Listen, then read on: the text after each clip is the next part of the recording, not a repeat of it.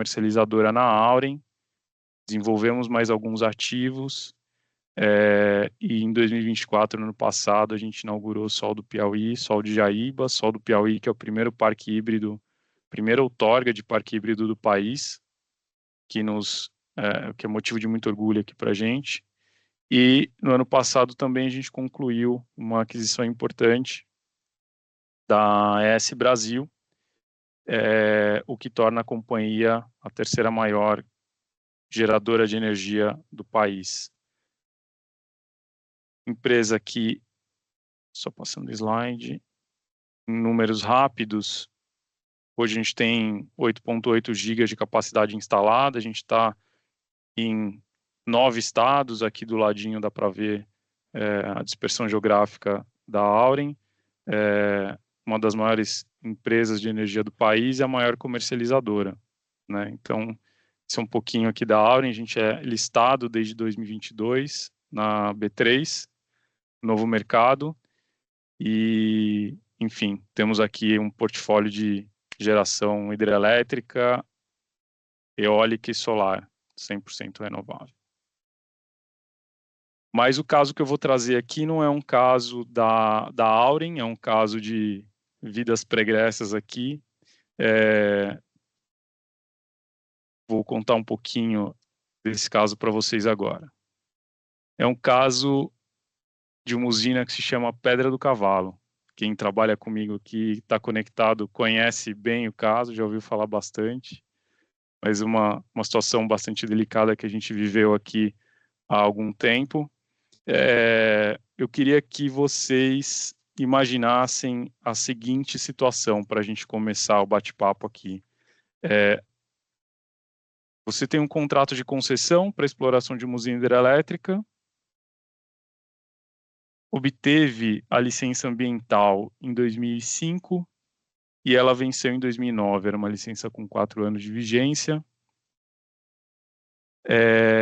A renovação dessa licença foi solicitada com 6 dias de antecedência, quando a lei exigia uma antecedência de 120 dias para que você tivesse a licença considerada válida durante o processo de renovação, ou seja, a licença foi solicitada fora do prazo imaginado.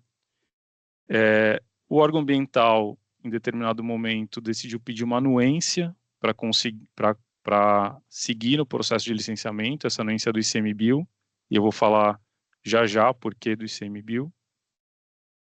E o ICMBio recomendou o indeferimento da licença.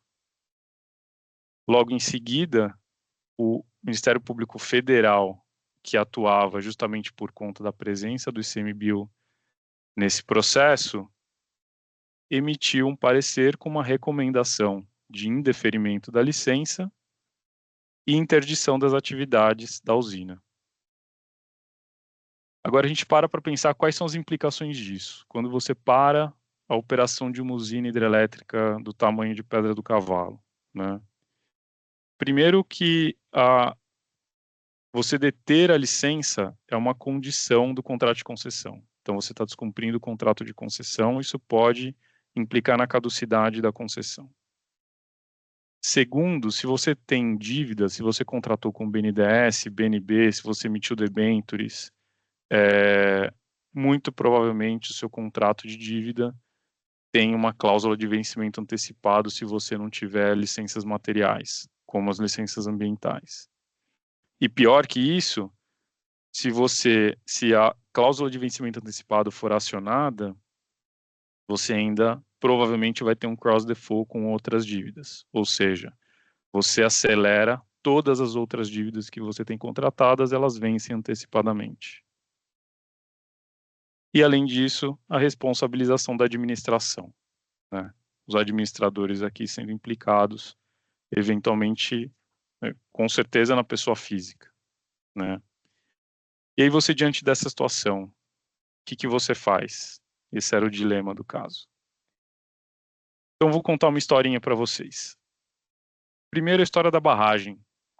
A barragem, ela está localizada ali na Bahia, que tem um quadrinho que mostra exatamente onde está a barragem Pedra do Cavalo. Deixa eu pegar o pointer aqui. A barragem está aqui.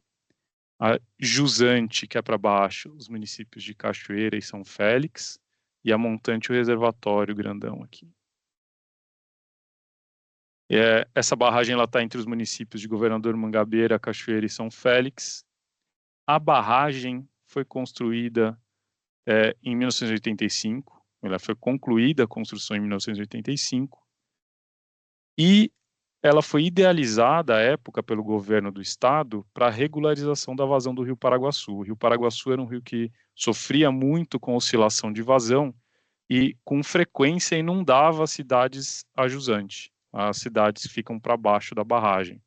Então a barragem ela foi idealizada para fins de regularização da vazão e por conta disso ela passou a ser responsável por 60% do abastecimento de água para a região metropolitana de Salvador. Então, uma barragem bastante importante que provê recurso essencial ali para a região metropolitana de Salvador. Essa é a barragem. Quando a barragem foi concebida, nela foi prevista a implantação de turbinas para que você passasse a gerar energia a partir dessa barragem. Só que as turbinas não foram implantadas de pronto. Só em 2001, o Ministério de Minas e Energia, então, naquela onda de leilões pós-apagão de 2001, resolveu licitar a motorização da barragem. Então, daquelas licitações que ocorreram em 2001, 2002, essa foi a única concessão que foi otorgada para a motorização de uma barragem que já existia, a barragem de Pedra do Cavalo. E o leilão previu a implantação de 2 turbinas com capacidade instalada de 160 mega, de acordo com os estudos de viabilidade que foram disponibilizados para os empreendedores naquela época. Isso significa a possibilidade de atender ali aproximadamente 700 mil habitantes, 700 mil pessoas ali na região. Todas as características da usina, características técnicas de implantação, foram definidas e divulgadas pelo poder concedente na época da concessão. Né? Então, as condições, as características técnicas de vazão, inclusive, foram estabelecidas lá no momento da concessão, e o empreendedor que ganhasse a concessão deveria implantar. E, inclusive, foi definido o nível de operação, o nível, a cota de operação de montante, né? Qual que é o nível que a água deveria estar. E isso é importante, vou falar mais para frente um pouquinho, porque a jusante, para baixo da usina, está localizada uma unidade de conservação, onde tem uma reserva extrativista. Né? Então, essa usina está localizada ali no estado da Bahia, e a continuidade do Rio Paraguaçu vai até a Baía de Todos os Santos. Então, essa região de jusante é uma região de estuário, onde a água salobra, a mistura da água doce do rio com a água salgada, que sobe ali pela Baía de Todos os Santos, ela cria um ambiente propício para o desenvolvimento de certas espécies, né, de peixes e mariscos que são aproveitados, pescados pela região, pelos habitantes ali daquela reserva extrativista. E é uma reserva extrativista com descendência quilombola, ali tem uma região culturalmente muito rica, ali, principalmente em São Félix, Cachoeira e Maragogi, uma região maravilhosa.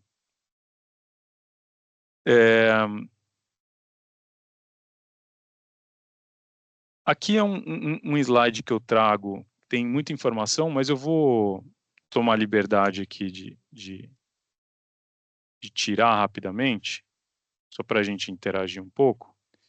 O que acontece aqui?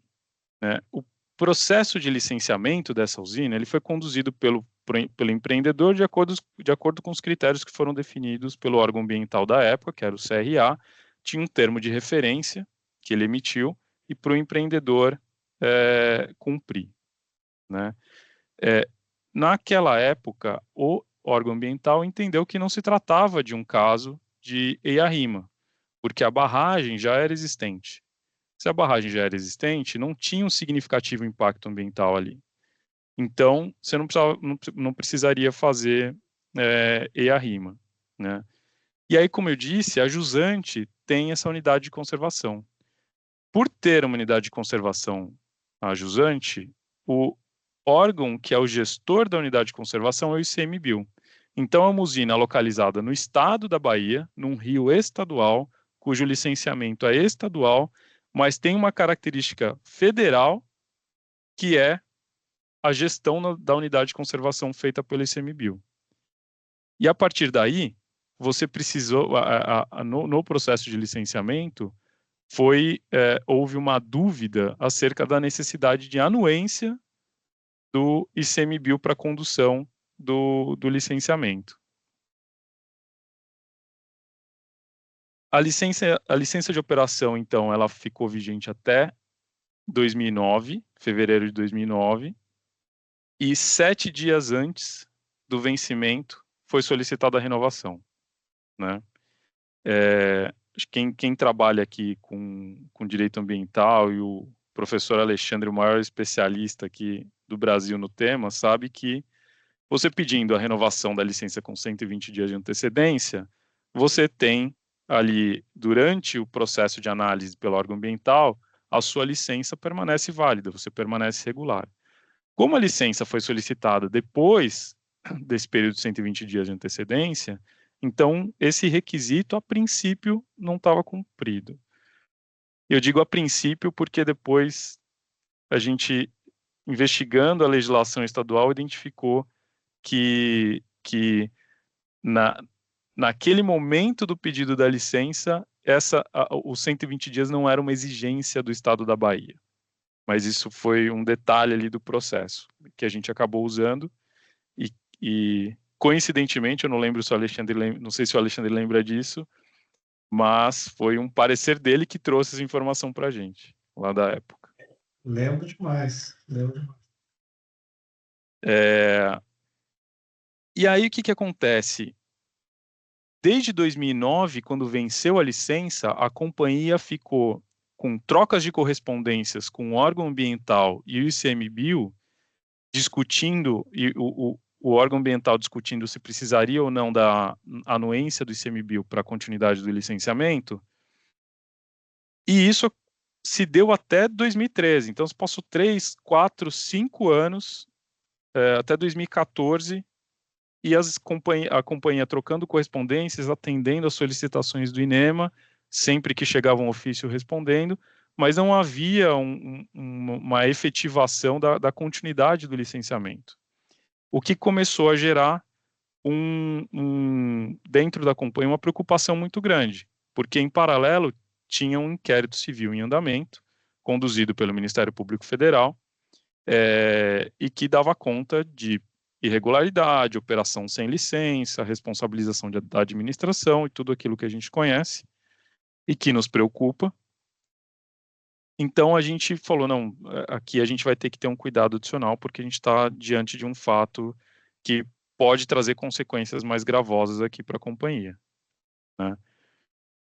E aí, então, em 2015, o ICMBio resolveu se posicionar, indeferindo a licença, falou, não, na verdade, primeiro o ICMBio não indeferiu a licença, mas ele emitiu uma série de condicionantes para que a licença pudesse ser dada, e as condicionantes, elas eram algumas condicionantes bastante pertinentes, mas algumas condicionantes do tipo fazer um cercamento em torno de toda a unidade de conservação, prover saneamento básico para toda a comunidade, algumas obrigações que seriam obrigações do poder público e que onerariam muito o empreendimento, né?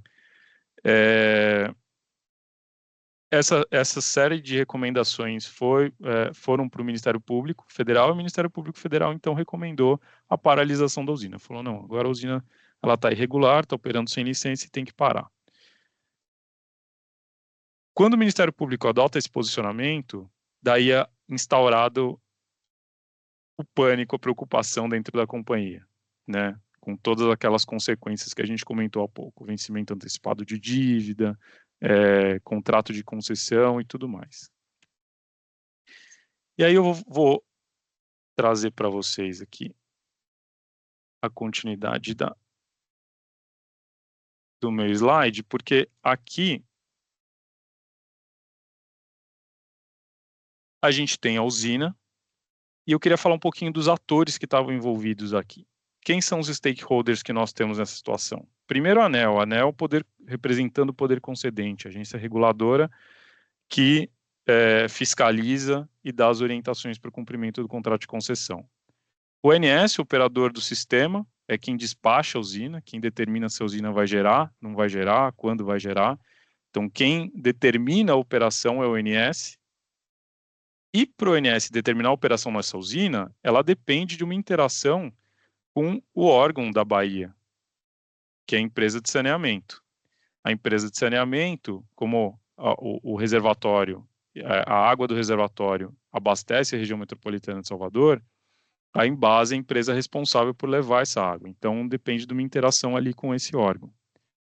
A SERB é a companhia responsável pela barragem. Antes da licitação, quando a barragem era do Estado, a SERB é o órgão estadual responsável pela gestão da barragem e cuidados da barragem. Quando o empreendedor ganhou a licitação, ele passou a ser o responsável pelo monitoramento ali das estruturas civis e eletromecânicas, mas respondendo também à SERB, reportando à SERB toda a condição de regularidade das estruturas da barragem.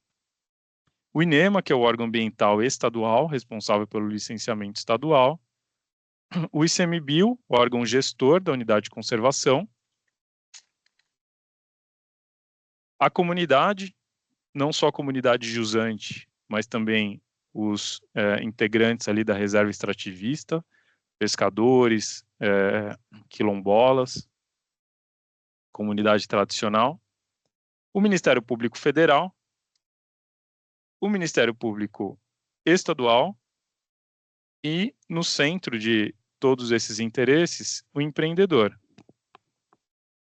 E aqui a gente tinha um dilema, porque a comunidade queria que fosse vertido mais água, fosse usado mais água, defluído mais água para a continuidade do rio, para incentivo da pesca e da atividade pesqueira. E o estado da Bahia queria que fosse retida a água no reservatório por conta do abastecimento da região metropolitana. E naquela época a gente estava perto de uma crise hídrica, porque a vazão daquele rio ele estava muito abaixo da vazão esperada para o período. Então, o governo não queria que a usina gerasse ou vertesse água, e a comunidade esperava que isso acontecesse para poder dar continuidade às suas atividades. E depois de um longo período, o que aconteceu? O INEMA encaminhou um ofício respondendo ao Ministério Público Federal, dizendo que a paralisação da usina ela não era a melhor alternativa. Por que ela não era a melhor alternativa? Primeiro, porque o empreendedor ele sempre esteve próximo e diligente à questão e era responsável pela manutenção e da segurança da barragem, né? O que o Estado não queria era assumir a responsabilidade pela operação de uma barragem desse tamanho, num momento ali de quase escassez hídrica, né? Então, tinha uma responsabilidade que o empreendedor estava assumindo ali naquela época e estava sendo diligente na interação com os órgãos. E o Ministério Público Federal, então, falou, então vamos entender o que está acontecendo, convocou uma audiência pública, na minha opinião, uma decisão super acertada do Ministério Público, decidiu ouvir todos os atores e começou a convocar reuniões. Então, o Ministério Público Estadual passou a ser mais envolvido e ambos, né, o Ministério Público Federal e Estadual, começaram a convocar reuniões com os órgãos ali envolvidos na questão, a empresa de saneamento, a gestora da barragem, os membros da comunidade, inclusive, e foram convocadas reuniões, inclusive, no órgão ambiental, na sede do órgão ambiental ali em Salvador. E foi ali, então, que a gente teve a ideia conjunta de criar grupos de trabalho com a participação de todos os integrantes, já que havia interesses divergentes e opostos, muitas vezes. Esses representantes desses órgãos se reuniam para identificar quais eram os interesses comuns, onde havia acordo e onde não tinha um acordo, e a gente acabou criando comitês e grupos de trabalho interdisciplinares. Então, principalmente o hidrológico, de monitoramento ambiental, e um social. Havia reuniões mensais com esses grupos de trabalho, e nesses grupos de trabalho a comunidade tinha oportunidade de levar ali quais eram as dores da comunidade, a empresa de saneamento também, a gestora da barragem também, o órgão ambiental, suas preocupações. Quando a gente começou a colocar tudo isso, sistematizar tudo isso, entender onde estavam os interesses de cada parte, a gente conseguiu fazer com que o tema começasse a convergir. Então, as partes começaram a convergir em torno de um objetivo comum. E aí, nós fizemos ali praticamente 5 meses de reuniões.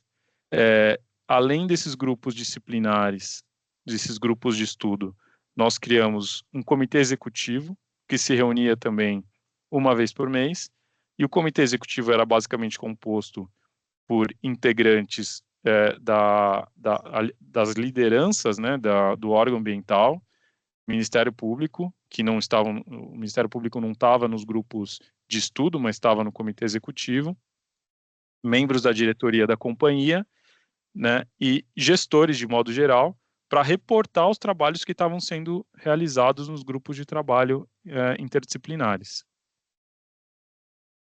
Foram definidas as ações prioritárias, o que precisaria acontecer imediatamente a partir daquele momento, e monitoramento da ictiofauna, monitoramento hidrológico, qualidade da água, e a companhia se comprometeu a realizar desde aquele momento, durante todo o período, esses monitoramentos prioritários que foram acordados.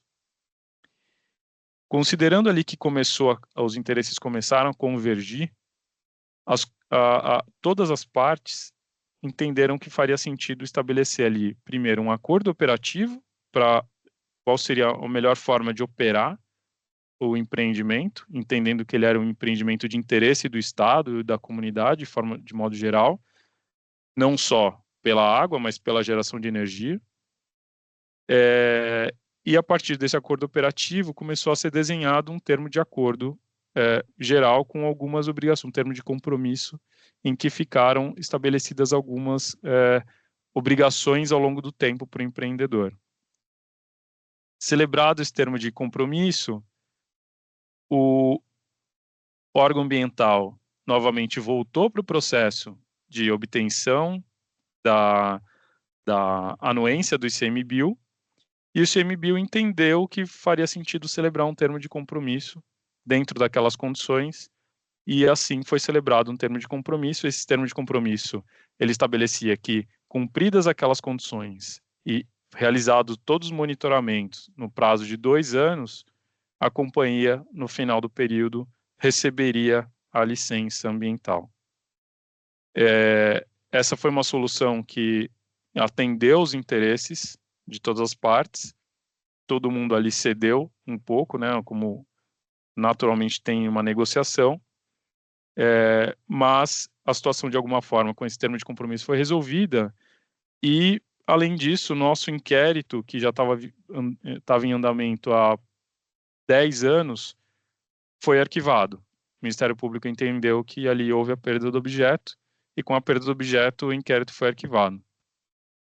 Então, a gente teve aqui a conclusão do tema. Quais as lições aprendidas? O que a gente pode tirar desse evento, né? E aqui eu gostaria de pedir atenção especial de vocês, né? Primeiro, que crise não só, eu entendo por crise não só os grandes eventos, né? Crise não é um rompimento de uma barragem, paralisação de uma atividade. Mas é tudo aquilo que pode causar dano à companhia. Dano na atividade da companhia, um dano reputacional ou um dano financeiro, eventualmente, né? O que a gente pode depreender aqui de tudo isso? Primeiro, mapear os stakeholders e os interesses individuais de cada um é essencial. Então, quem que está na mesa? A comunidade, é o órgão ambiental, é a empresa de saneamento do estado, a ANEEL, o ONS, cada ente com seu interesse. Qual é o interesse de cada um? Isso é importante ter claro. Nessas interações, esteja presente. E a escuta ativa de todos os atores é muito importante. E estar presente é também estar presente com frequência, né? Em determinado momento, ali na virada de um dos anos, a gente até brincou que, por pouco, a gente não entrou no amigo secreto do órgão ambiental. Porque a gente estava tão presente ali nessas reuniões, grupos temáticos, grupos de estudo, comitê executivo, que a gente passava tanto tempo interagindo com todo o time ali que por pouco não foi feito ali um amigo secreto de Natal ali no final do ano. Mas é isso, é estar presente, é se fazer presente, é escutar, entender, né? Importante também definir a agenda. Quando serão os encontros? Qual que é a periodicidade? Quais são os objetivos desses encontros? O que a gente deve esperar de cada um desses encontros? Apoio técnico aqui, multidisciplinar, é imprescindível também, né? Em todas as situações de crise que a gente já passou, o apoio técnico ele tem sido fundamental. A gente está vivendo uma situação agora, no Nordeste também, um dos nossos parques eólicos, em que o ruído tem incomodado a comunidade, né? A primeira coisa que a gente fez foi contratar um super especialista, o maior especialista em ruído do país, e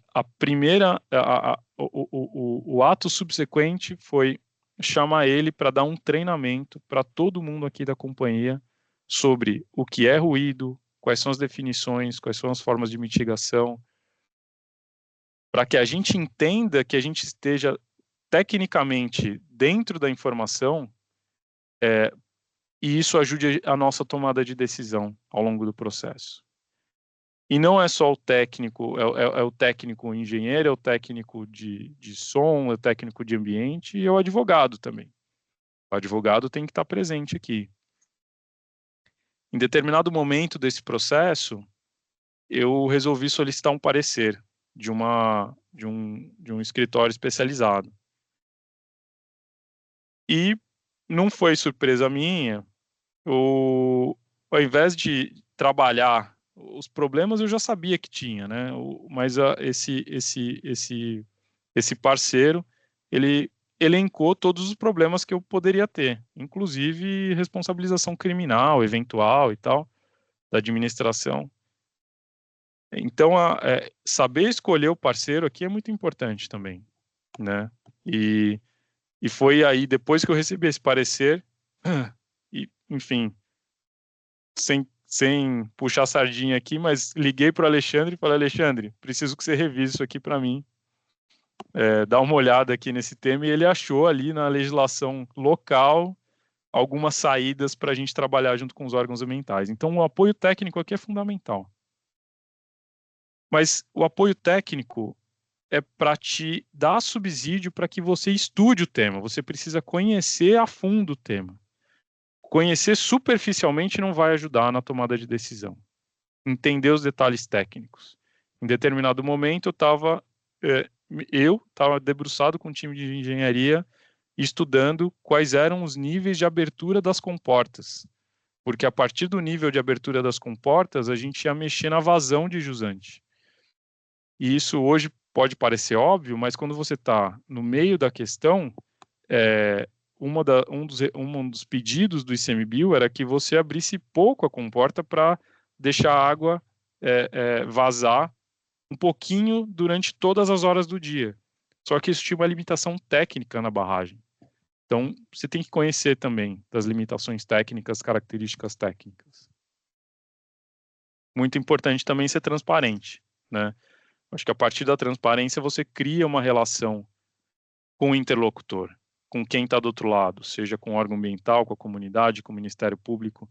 Quando você demonstra transparência, demonstra interesse legítimo em resolver aquela situação, você se coloca numa situação, se coloca numa condição de mais empatia. E gerando empatia, você consegue abrir canais de comunicação e buscar a convergência de interesse. Tem 2 temas adicionais que eu queria adicionar aqui esse slide. Primeiro, a governança dos trabalhos, né? Em todas as situações que a gente passou também, a gente entendeu que faria sentido ter um grupo técnico super envolvido nas questões técnicas, nos detalhes daquela questão, e um comitê executivo para tomada de decisão e para interlocução com os níveis maiores de Estado, inclusive, eventualmente, secretários de Estado, secretários executivos, governadores, eventualmente. Então, é importante você ter uma governança e saber onde é que está a decisão, quem toma a decisão, quem é o grupo, quem que vai estar à frente do tema.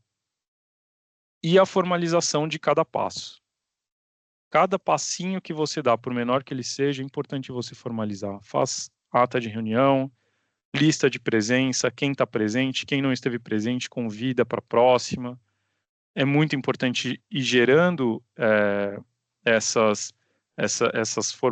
formalização para que você consiga começar a criar elementos para convergência e elementos que ajudem você a solucionar a questão. Mas, acima de tudo, evite. Eu acho que a principal lição aqui é que você não precisa estar diante de uma situação de crise se você conseguir evitar, né? Óbvio que, e é natural que, eventualmente, as situações acontecem, mesmo que você adote ações, né, diligentes, seja diligente para evitar. Mas existem mecanismos para você buscar, e quanto mais preparado você tiver, você consegue evitar muitas dessas situações. E o desafio é o que fazer para evitar, né? Evitar é um trabalho de prevenção. É um trabalho um trabalho de formiguinha, que você precisa estar atento, primeiro, identificando quais são os riscos da atividade. Então, qual é a sua atividade hoje? Eu produzo cimento, produzo energia, produzo alumínio, ou eu sou um escritório de advocacia? Sou um prestador de serviços. Quais são os riscos dessa atividade, né? Além dos riscos, quais são as causas? Quais são as causas desses riscos? E por que é importante a causa? Porque a partir da causa, você consegue mapear e identificar melhorias em processos ou o que você precisa fazer, implantar um sistema, por exemplo. Se você tem o risco de perder o prazo para solicitar uma licença ambiental, qual que é a causa disso? É a ausência de controle. Isso não pode estar na cabeça de uma pessoa, que foi o que eventualmente aconteceu, não sei. Isso não pode estar numa tabela, numa planilha Excel. Isso tem que estar sistematizado. E hoje a gente tem muitas ferramentas, né, de sistematização para você se precaver disso. Então, revisar os processos e revisar os sistemas que vocês têm, inclusive estrutura, né? Eu não tenho gente suficiente para fazer esse tipo de controle, então você precisa de gente. Mas quando você mapeia a causa, você consegue realizar tudo o que você está precisando para isso. E categorize o risco. É um risco financeiro, vai causar impacto financeiro para a companhia? É um risco legal? É um risco de operação, estratégia, de mercado? Isso vai impactar seu posicionamento na mídia? qual que é a categoria desse risco? Como é que isso vai te impactar? As consequências da materialização, o que isso vai causar para você? E é essencial também fazer treinamentos e simulações, né? Quem trabalha em prédios, eventualmente, faz simulado de incêndio, né? Essa é uma forma de você evitar que um risco, que uma crise apareça. E aqui eu queria trazer um pouco de ferramenta para vocês, né? Dentro dessa temática de o que a gente pode fazer para evitar, primeira coisa é a gente, dentro das causas, a gente identificar, a, colocar numa matriz qual é a probabilidade daquele evento acontecer e qual é o impacto caso ele aconteça. E para isso você pode, isso é um exemplo, usar uma matriz como essa. Então você tem ali, você faz a gradação da probabilidade e do impacto. De modo que se você está ali na zona vermelhinha, você está diante de uma alta probabilidade de ocorrência de um impacto alto. Aquilo é que você tem que atuar emergencialmente, você está diante de uma emergência. No laranjinha ali, você tem um nível de criticidade alto, e aí você, dependendo do apetite ao risco, a gente vai falar de apetite a risco logo logo, você atua em cima disso ou não. Na zona amarela, você tem um nível de criticidade médio, e na zona verde, um nível de criticidade baixo. O segundo passo é definir o nível de apetite a risco. Então, considerando a sua atividade, se você é uma indústria, dentro de determinado risco que você identificou, qual que é o apetite que você tem para encarar esse risco? Aqui está um exemplo. Então, ali é possível, probabilidade possível, o impacto é alto. Esse é o meu apetite a risco. Aqui eu topo conviver com risco aí. Isso a recomendação é que você faça para cada risco identificado. Definir o responsável. Para esse determinado risco, quem que é o responsável? Quem que vai cuidar dele? Quem que vai olhar para ele todo dia e buscar ações de mitigação? E mais importante, elaborar um plano de resposta. E quais são os possíveis planos de resposta? Primeiro, é aceitar. Não, esse risco é aceitável. Concordo em estar aqui numa probabilidade possível e no impacto alto aqui para esse risco, dentro desse contorno, dentro desse contexto, eu concordo com ele. O segundo é mitigar. E aí, quando você pensa em mitigação, você pensa na migração dessa definição do apetite a risco. Se ele está caracterizado ali naquela área achurada vermelha, aonde ele deveria estar?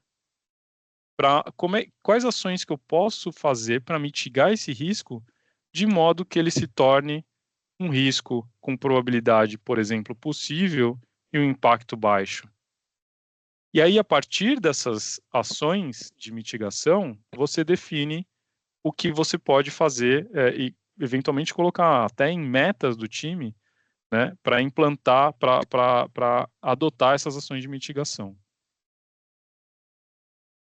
Você pode transferir ou compartilhar o risco, como, por exemplo, contratar um seguro, né? Então, tem um risco de incêndio aqui numa planta, e para esse risco eu posso transferir, né? Eu contrato uma pólice de seguro ou obtenho uma garantia, né? Se eu tenho um risco, por exemplo, de crédito de cliente, eu posso ou contratar um seguro ou pedir uma garantia, né? E são formas de você transferir ou compartilhar o risco. Ou você pode evitar, falar, não, eu não topo esse risco aqui não faz sentido para a minha atividade, eu vou sair dessa atividade. Acho que a melhor medida que eu tenho para adotar hoje aqui é sair dessa atividade. Então, você evita o risco, você sai do risco. E quando evitar não for possível e você estiver diante de uma crise, o que fazer? Você tem que ter um plano de resposta a essa crise, né? Um plano de emergência, também com governança bem estabelecida. Primeiro, deixar claros quais são os objetivos dentro daquela situação. identificar e nomear a equipe que vai atuar e os responsáveis de cada frente. E a equipe não precisa ser a mesma para todos os riscos, na verdade não será. Ela é uma equipe dedicada por risco. Você tem um plano de resposta à crise para cada risco. Você nomeia um líder e um porta-voz oficial. Primeiro, quem está liderando as ações, quem vai estabelecer a governança, tomar as decisões, quem eventualmente vai falar com a mídia, com os órgãos de comunicação, quem vai definir, quem vai decidir, né, dentro da cadeia daquele evento, quem é capaz e competente para tomar as decisões, e não necessariamente aqui é o presidente da companhia, que eventualmente é quem tem mais capacidade técnica ou quem está mais inserido naquele tema. Identificar os assessores, né? Com quem que você vai contar? Os advogados, relações públicas, pessoal que interage com a imprensa. E a partir daí você elabora esse plano de resposta à crise e você se vê preparado. Então, se você não conseguiu evitar, adotou todas as medidas que você tinha para evitar e ainda assim não foi possível, você está preparado para responder de forma adequada. E digo que estar preparado para responder de forma adequada é essencial para você evitar danos maiores, né, do ponto de vista financeiro e reputacionais para a companhia, né? Quando você fala de companhia, principalmente companhias listadas na bolsa, que tem diversos acionistas, você se posicionar rápido, de forma transparente, é essencial para você evitar uma crise reputacional e a empresa perder muito valor. Isso era o que eu queria trazer para vocês. Então, acho que o caso de Pedra do Cavalo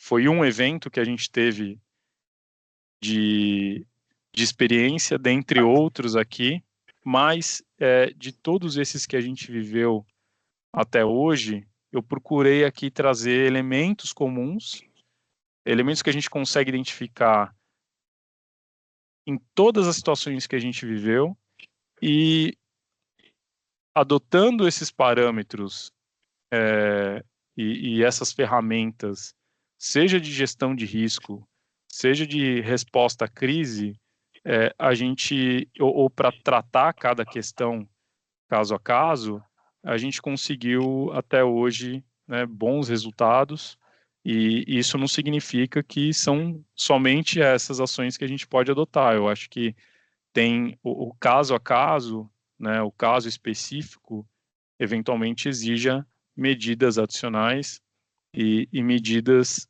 que eu eventualmente não tenha mapeado aqui. Fico ansioso aqui para ouvir também um pouco da experiência de vocês, se tem algo que ficou faltando, que vocês acharam que dá para agregar nessas listas, se vocês já adotam algum tipo de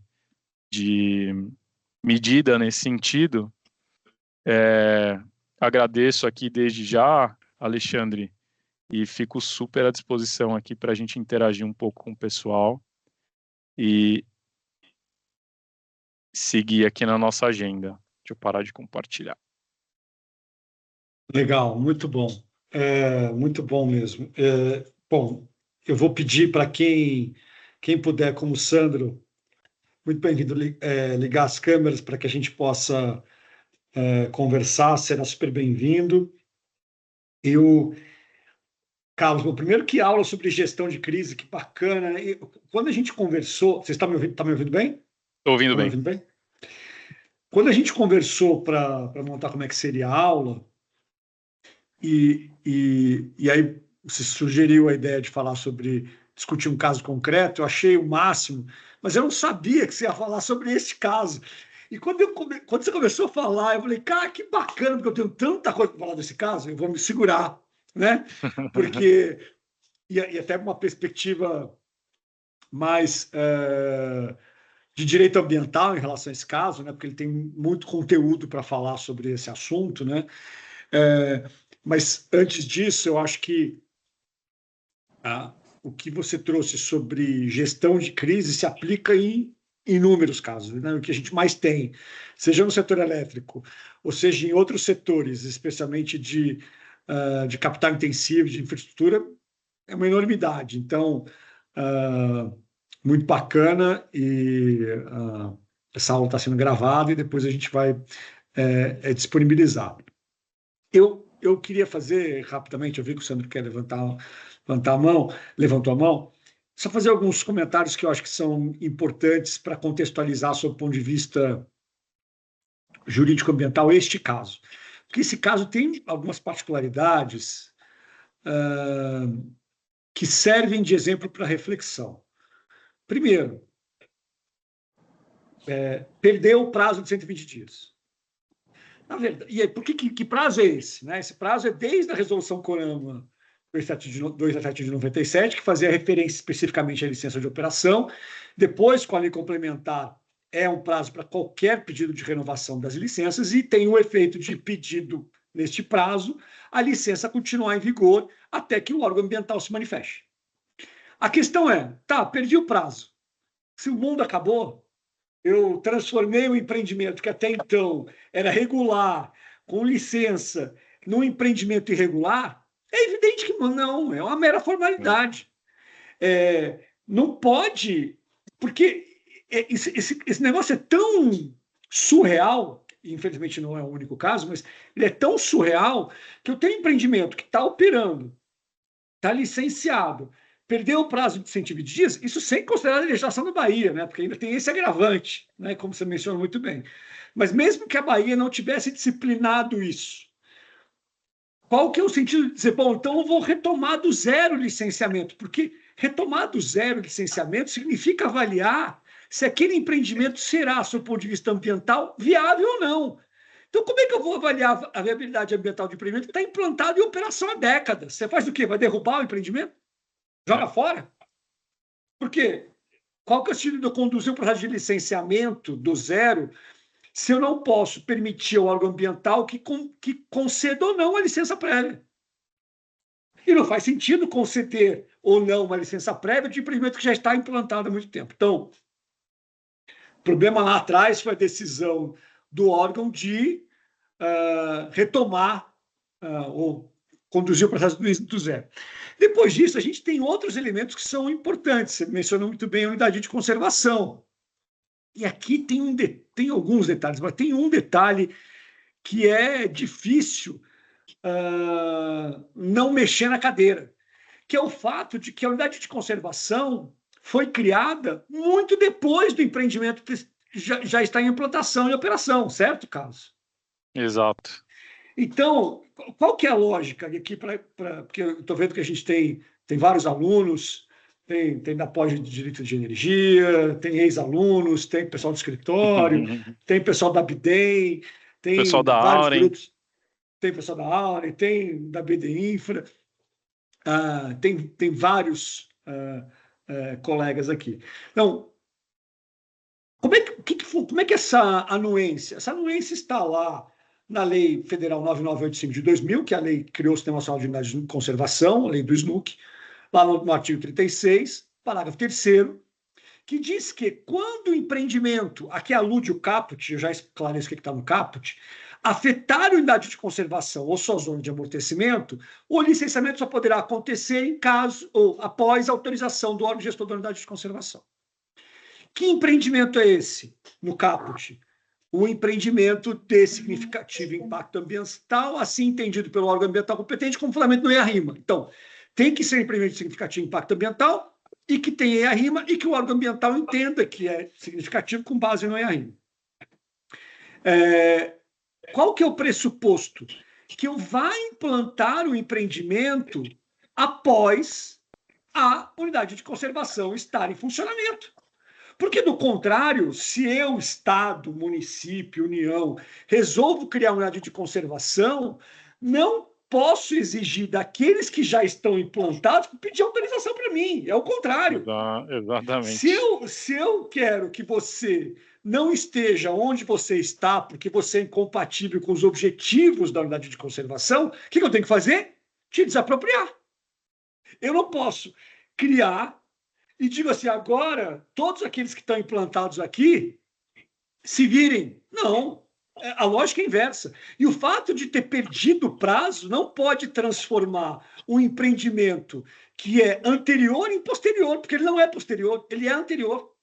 Além disso, tem a questão da distância, né? Porque essa é outra discussão. O que é afetar? Tem a Né? distância, Eu 10 acho que eram quilômetros, se 12 não me engano. quilômetros, se eu não me engano, uma coisa 10 assim, ou né? 12. De Isso. distância. E aí a tese é, bom, mas ele está longe. E detalhe importante aqui. Bom, mas quando não afeta diretamente a unidade, qual que é a extensão que eu tenho que considerar? E eu tenho resposta normativa para isso. Qual que é? Resolução CONAMA, e eu já vou explicar um detalhe em relação a isso, 428 de 2010, que diz o seguinte, olha, quando não houver zona de amortecimento definida, seja pelo ato que criou a unidade de conservação, seja no plano de manejo, será de 3 quilômetros, no caso de arrima. A gente está falando de 12. Tinha plano de manejo? Não. Tem zona de amortecimento definida? Não. Então seriam 3 quilômetros. Não pode ser 12. Exato. Aí o argumento é longe, mas aí afeta. Então aí cabe o mundo. Então eu vou ter um empreendimento a 200 quilômetros e vou pedir anuência para o órgão gestor da unidade. Não. E tem um detalhe mais relevante, que não era o caso de vocês à época, mas hoje sim. Essa resolução, inclusive, perdeu a vigência. Ela continua sendo aplicada, porque na ausência de outra norma, se quer um prazo, uma área que seja ao menos de 3 quilômetros. Mas então, este caso. E aí tem várias questões, né? Como, bom, você está. Se eu não tenho licença, você está operando o empreendimento sem licença. Se você opera sem licença, é crime do artigo 60. Então, você tem uma pressão, né? Inclusive, para dizer, olha, você tem que. Mas eu já estou operando. É uma mera formalidade. Então, eu fiquei muito feliz que você trouxe esse caso, porque esse caso ele tem tanto conteúdo para ser discutido, além do ponto principal que você trouxe com muita propriedade e com muito conhecimento, como é gerir crises, né? E aí, Sandro, você me perdoe, estou falando bastante, mas eu quero só fazer um último comentário sobre o teu mapa de probabilidade de impacto, que é muito interessante. E aqui colocar um detalhe interessante, depois dos grandes eventos de barragem, né? O que muitas empresas passaram a modificar nesse quadro de probabilidade de impacto é exatamente aquele caso em que eu tenho um impacto crítico, mas uma probabilidade baixa. Mesmo assim, está em vermelho. Por quê? Porque se o evento, como foi o que aconteceu com os dois casos, né? Como o potencial danoso daquele caso ele é muito grande, ainda que a probabilidade seja muito baixa, talvez exija medidas como se vermelho fosse, né? Mas esse é um mapa assim, super importante para analisar, inclusive para, como você colocou muito bem, que medidas eu posso tomar, inclusive uma delas é assim, eu não quero esse risco. Então, você só consegue tomar essa decisão se você entender que risco você está falando, né? Então, mapear os riscos e tomar medidas em relação a eles é fundamental. Assim, eu tinha falado para ele que tinha que ter até as 8 horas, mas eu estou empolgadíssimo, eu nem mandei mensagem para reduzir, porque um tema tão bacana, tão legal. Eu vou deixar o Sandro fazer uma pergunta, por favor, rapidamente, por favor, Sandro. E quem quiser mais, quiser usar o chat aqui, fica à vontade para direcionar as perguntas. Obrigado. Tá, antes de fazer a pergunta, boa noite, né? Boa noite a todos.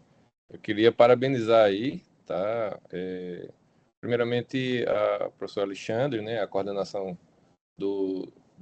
da pós-graduação. Eu sou egresso dessa pós-graduação, sou um ex-aluno.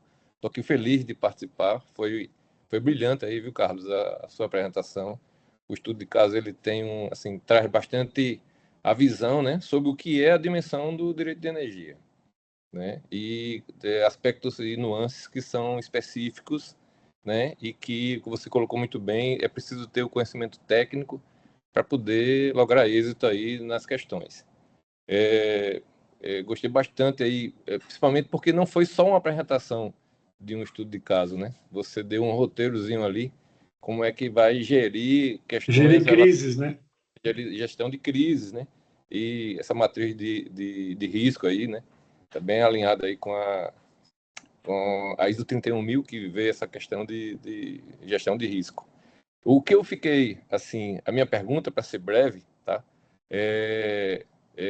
Você, no início, você começou a colocar dos impactos que isso traria para a questão financeira, né? Uma vez que, sem licença, você começaria a abreviar, né, a questão dos prazos, né, as dívidas, né, contraídas para o financiamento seriam vencidas, né?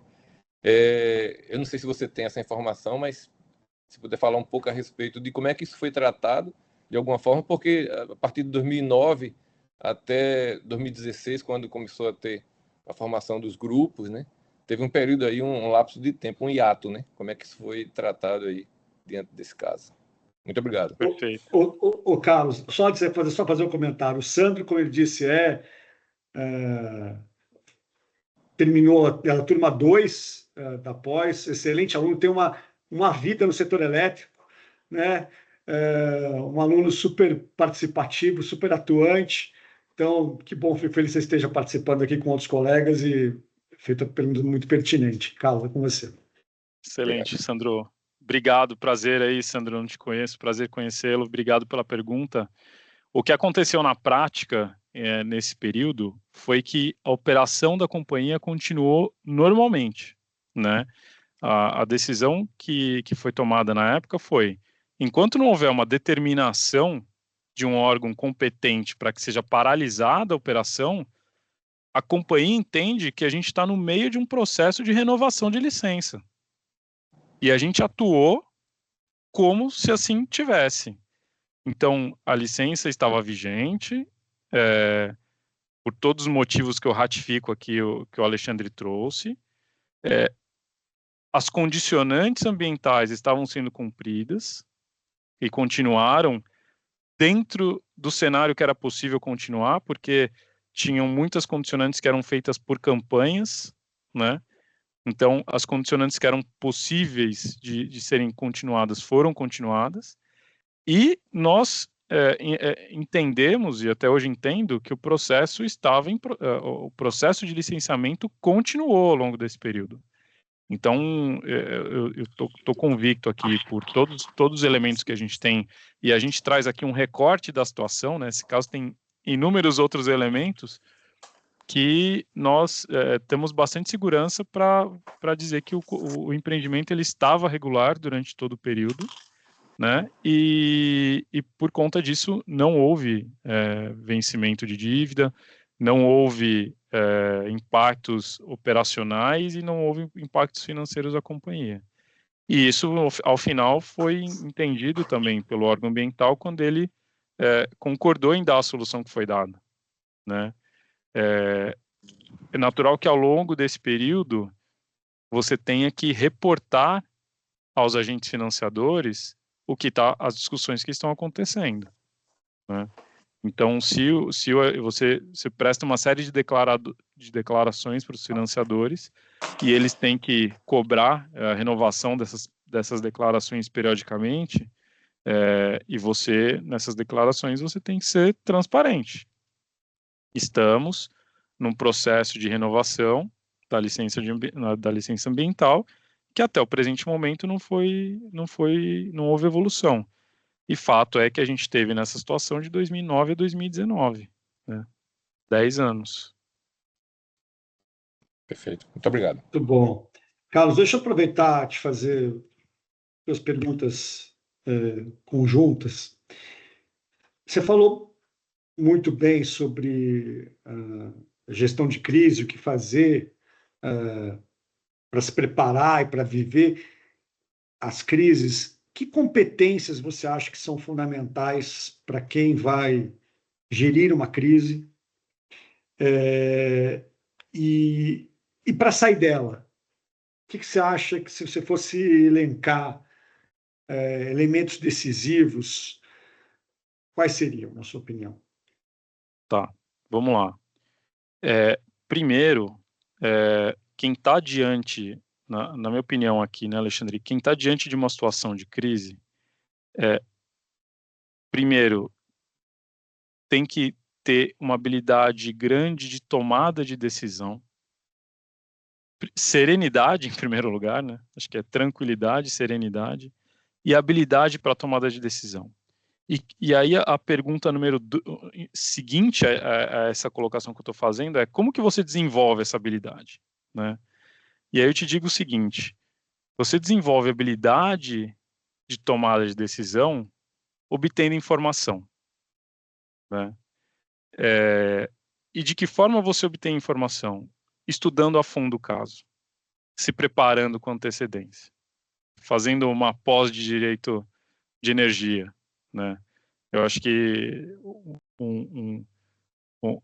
quem tiver aqui preparado para fazer uma pós-ambiental, como o Sandro que acabou de fazer, deve ter certeza que sai do curso, sai de qualquer preparação que você faça muito mais preparado do que quando você entrou. E quando você se prepara, você tem mais elementos, você junta com os elementos da situação fática, né, olhando para a vazão, olhando para a característica técnica da usina, olhando para nível da água de jusante, fazendo teste de calha, onde é que vai parar aquela água que você verteu e tal. Tendo todas as situações na sua mão, você está mais habilitado para tomar decisão. Eu acho que essa habilidade de tomada de decisão, conseguir fazer a conexão dos pontos, é algo que não necessariamente o ChatGPT vai te dar, né? Ele pode te dar um roteiro, né? Ele pode te dar muitas informações, mas algumas conexões talvez ainda fique na habilidade humana aqui. Eu confio nisso, né? Eu acho que o trabalho conjunto, falando um pouco aqui no tema aleatório, né, inteligência artificial, mas eu acredito muito que o melhor advogado, o melhor profissional vai ser aquele que conseguir juntar a capacidade humana, a capacidade pessoal com a capacidade da máquina e fazer um resultado disso, né? Então, acho que essa habilidade é essencial. E para sair da situação, Alexandre, é essencial, eu passei rapidamente por esse ponto, mas é essencial estar presente, né? Ter uma agenda constante com seus interlocutores, transparente. Olha, meu interesse é esse, é aqui que eu quero chegar, eu quero executar isso, isso e isso. Você cria empatia com isso, né? E todo compromisso que você assumir, você tem que cumprir. Eu vou te ligar amanhã, ligue amanhã. Nem que seja para dizer, ainda não tem informação, eu preciso de mais um dia, preciso de 10 dias. Estou terminando o relatório técnico do meu engenheiro, mas cumpra os compromissos que você firma com as autoridades, né? E de todas as situações, inclusive uma situação que a gente está vivendo agora, cumprir compromissos, estar presente, ser transparente, eu acho que é essencial para que você consiga sair de uma situação como essa. Muito bom. Eu acho até que isso que você acabou de falar é para a vida, né, Carlos? Acho que, assim, na medida em que tudo é relação humana, né? Se você tem que gerar na outra parte a confiança de que aquilo que você falar tem respaldo, que você falou que vai fazer, você vai fazer, né? E a confiança é a base para que as coisas aconteçam, né? Porque isso, no caso da relação com o órgão ambiental ou qualquer outra atividade, antes da empresa que você representa, do projeto que você está à frente, é você, né? Com nome e sobrenome, que vai gerar confiança ou não vai gerar confiança. Então, se ele não tiver confiança de que aquilo que você falou, você vai honrar, que aquilo que você falou é de fato verdade, não importa que você esteja com o projeto mais importante do país, ele não vai querer continuar falando com você porque a sua falta de compromisso gera para ele um desgaste, uma insegurança, um risco. Então, acho que esse é um ensinamento para a vida, né?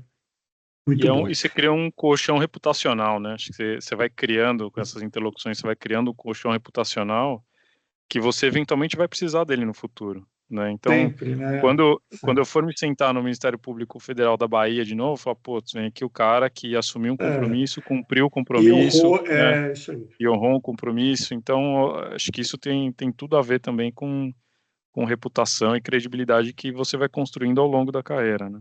Sem dúvida, sem dúvida, sem dúvida. Muito bom. Pessoal, eu falei que ia terminar às 8, já são 8h26. Quero agradecer, a gente teve até pouquinho, assim, 32 pessoas que ficaram o tempo todo aí, só aumentando, diminuiu só agora no fim. Então, de novo, a Mari deixou marcado aí, tem um link para o site da PUC, dessa pós, quem tiver interesse. Quero agradecer muito quem ficou com a gente aqui até agora, quem participou. Eu sei que a nossa vida atualmente é uma vida de muitos e muitos e muitos compromissos e todos ao mesmo tempo, e nem sempre a gente se permite parar um pouquinho para aprender, para dividir, para compartilhar. Que bom que vocês tiveram essa oportunidade. Carlos, se tem uma pessoa que tem uma vida atribulada, é o Carlos, e eu fico muito feliz e honrado de tê-lo aqui, de você ter aceitado o convite. Foi nada menos do que eu esperava, muito pelo contrário, porque eu te conheço há muito tempo e todo mundo com quem.